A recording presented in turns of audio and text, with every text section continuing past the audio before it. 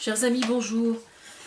Ce matin, je vais continuer à vous parler du hashtag Balance ton porc, moi aussi, etc.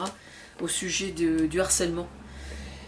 Même si je ne fais pas de vidéo ou je ne fais pas d'article éventuellement certains jours, ça ne veut pas dire que je n'y pense pas et ça ne veut pas dire surtout que je ne réfléchis pas sur le problème. Je persiste à dire, bon, il existe des numéros maintenant, paraît-il, je ne suis pas allée fouiller sur internet, mais il existe des numéros qui sont, sur lesquels on puisse se reposer pour expliquer ce qui est en train de se passer individuellement. Ça, c'est une chose. Mais je vais revenir sur certains cas particuliers ou certaines réflexions que j'ai entendues. Au sujet de la fille d'Éric Besson qui s'appelle Ariane Fornia et qui accuse Pierre Jox. J'ai vu qu'il y a un collectif qui s'est créé de femmes, d'anciennes collaboratrices ou de collaboratrices actuelles, peut-être, je ne sais pas, qui ont travaillé, qui ont donc collaboré avec Pierre Jox, qui sont profondément choquées que Pierre Jox soit atteint de cette façon-là médiatiquement, en expliquant que c'est quelqu'un d'honnête et que jamais il ne se serait permis une telle chose.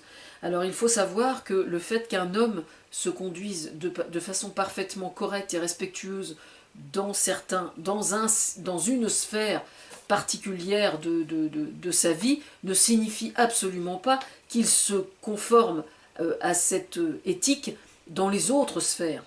C'est là que réside le problème. Par exemple, dans une famille, quand un père est incestueux, en général, il est rarement pédophile à l'extérieur de son foyer.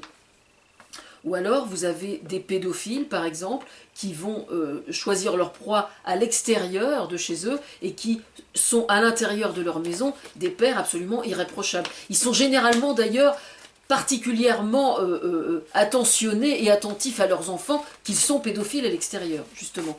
Alors je ne suis pas en train de prétendre pour autant que Pierre Jox serait nécessairement coupable. Mais il se trouve que le témoignage en question est quand même extrêmement particulier parce que il y a des détails extrêmement précis et notamment un truc très intéressant, c'est qu'elle donne les faits avec des détails très précis, d'une part, y compris dans le déroulement de la soirée, le fait qu'elle ait changé de place au moment de l'entracte, le fait qu'elle ait demandé aussitôt de qui il s'agissait, le fait qu'elle en a parlé à son père en rentrant le soir même.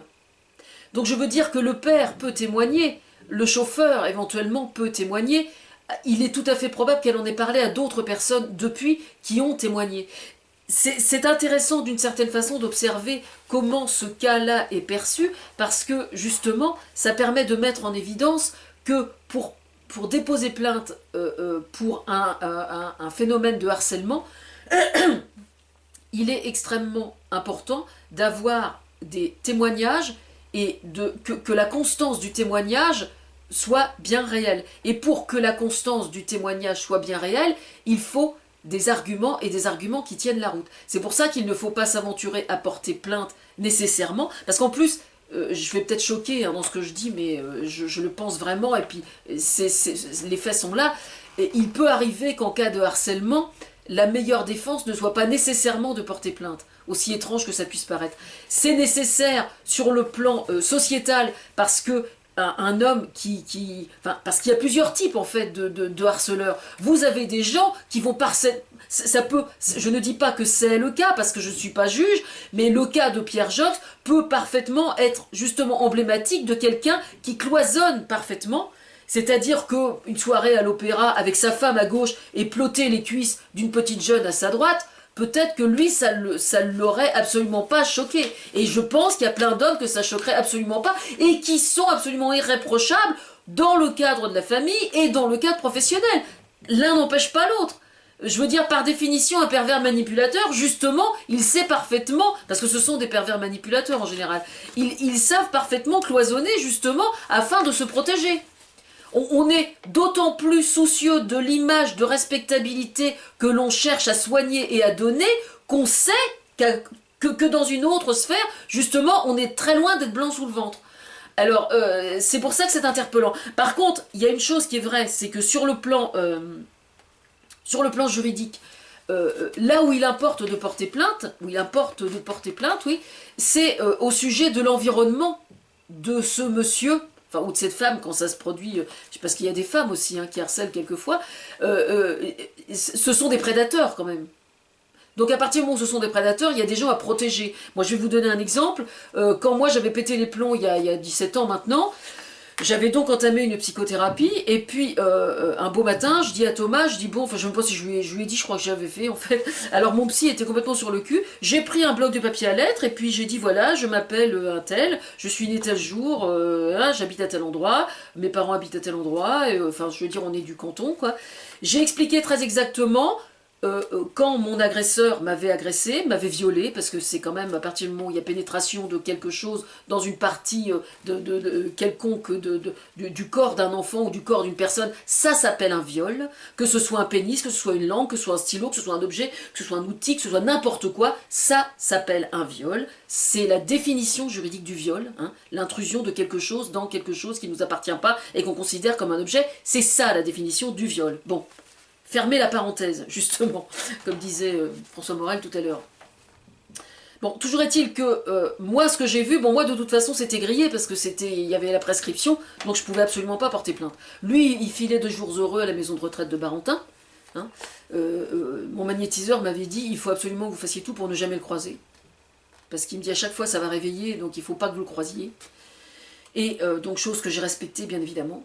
Par contre, ce que j'ai fait, moi, c'est que j'aurais dû le faire bien plus tôt, mais quand on en prend tellement plein la gueule, quand ça vous tombe dessus, on fait ce qu'on peut, on essaie de ne pas y penser, on essaie de mettre de côté, on essaie de gérer du mieux qu'on peut, comme le font toutes les victimes. Bon.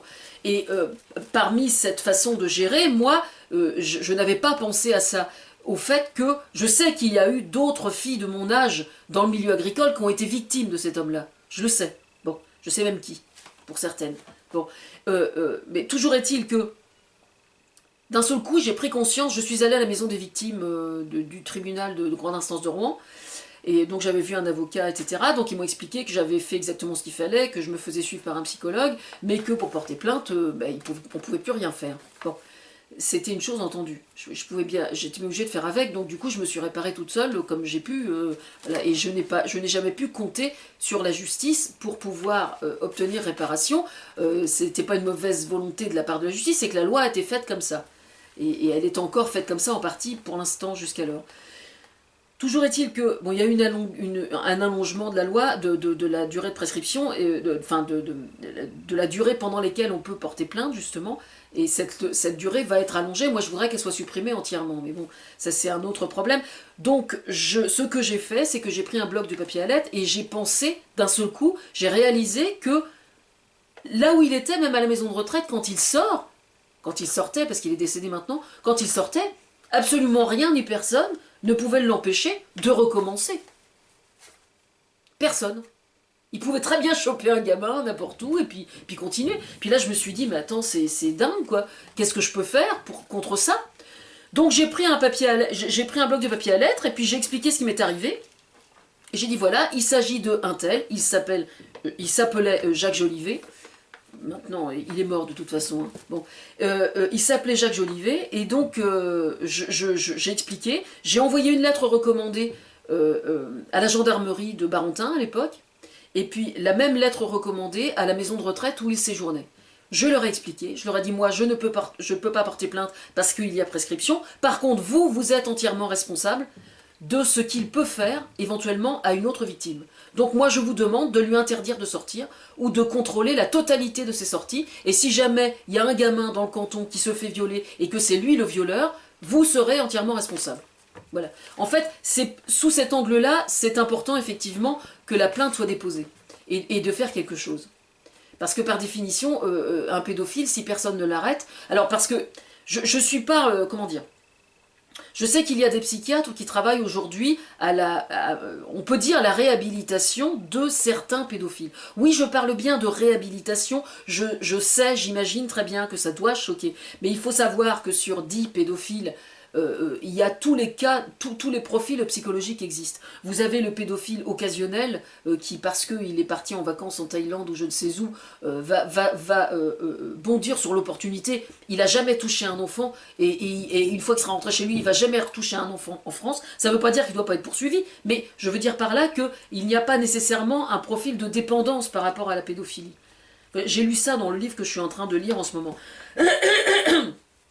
Là, je m'oriente un peu, je parle de pédophilie alors que je parlais de harcèlement, mais bon, vous avez aussi certains pédophiles qui pensent être pédophiles parce que ils ont le sentiment de ressentir du désir vis-à-vis d'un enfant, mais ils en ont entièrement conscience, et donc ils choisissent de prendre le problème par anticipation, en amont, et de se faire soigner et de se faire suivre. Et il existe aujourd'hui des pseudo-pédophiles qui soupçonnent qu'ils le soient ou qu'ils pourraient le devenir, alors que je considère qu'ils ne le sont pas à partir du moment où ils n'ont pas franchi le pas de le commettre, justement. Et ils ne le commettront jamais. Et il existe des pédophiles ou des pseudo-pédophiles aujourd'hui qui, moi, personnellement, forcent mon admiration, je vais vous le dire franchement, parce que, justement, ils sont tellement intelligents qu'ils ont conscience du danger qu'ils représentent et que donc ils choisissent de se faire suivre et de se faire soigner. C'est la raison pour laquelle je parle de réhabilitation de pseudo-pédophiles. Voilà. Je considère qu'un pédophile, comme n'importe quel criminel, qu'il soit homme ou femme, mérite d'être soigné, mérite d'être suivi, mérite d'être accompagné et mérite d'être réhabilité si nécessaire. Maintenant, quand il s'agit évidemment de criminels sexuels qui sont dans un état de dépendance et incapables de réfréner leurs pulsions, évidemment, c'est un autre problème, là. C'est un autre problème qui doit être pris en charge, qui doit être pris en charge par la société, n'en déplaise à certains. Voilà. Alors, en ce qui concerne la fille d'Éric Besson, donc c'est assez curieux d'observer ce qui se passe, parce qu'en fait, évidemment, il y a toute une liste, je sais pas, d'une vingtaine à peu près de collaboratrices qui disent « Ah mais non, non, non, c'est quelqu'un de bien, etc. » Je regrette. Il peut y avoir 50 personnes qui affirment que c'est un mec bien, ça ne met absolument pas en doute le témoignage de Ariane Fornia, n'en déplaise à ces mesdames. Voilà.